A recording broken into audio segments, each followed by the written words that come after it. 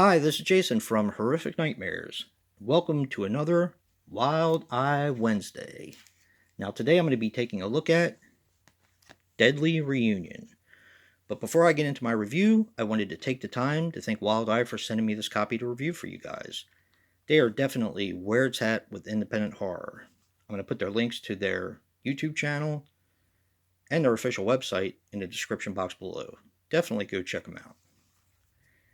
Now, Deadly Reunion is a 2019 film which runs approximately 73 minutes and is directed by James Cullen Bressick.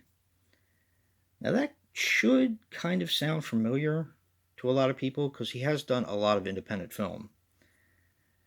Now, he was responsible for Bloodcraft, Pernicious, which I actually do own. I need to give it another watch because I don't really remember much about it. And a movie I actually had in my hand one time called Bethany about I think it was a killer doll, but for some reason it was in the Walmart dump bin, but it was $10. You know, Walmart. Anyway. Now this stars Trey Ireland as Stu Pembleton. He was in Just a Friend, Holla 2, and he had a role in Takers.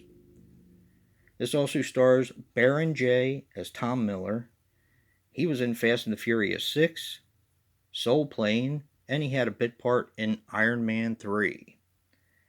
And Joe Karam as Bobby Zwick.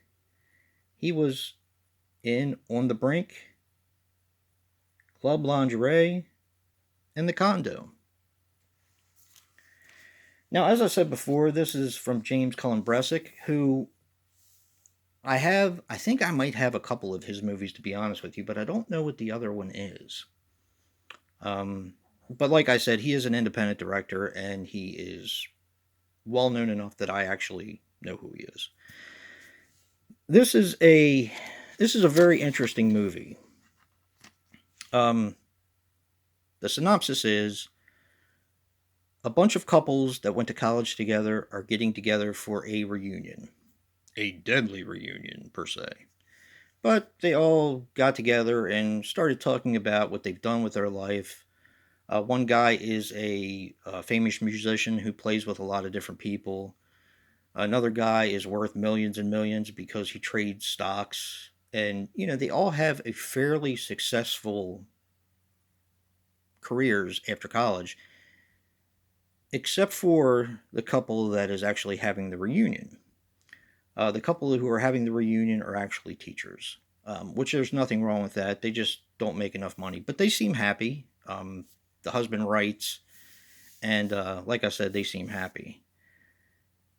They invite a guy who they actually played a joke on in college that left pretty bad results. And they all start getting texts which say if you drink the liquor, you can't leave the house. And of course, they all pretty much drank the liquor, except for the one guy who's a recovering alcoholic. But something ends up happening to him anyway. And it's one of those things like, it's kind of like Would You Rather. I don't know if you guys have seen that one, but they give you a scenario and you have to play the scenario and like cut a pound of flesh off of somebody, kind of like Saw in a way too, and cook it and eat it, or else somebody dies.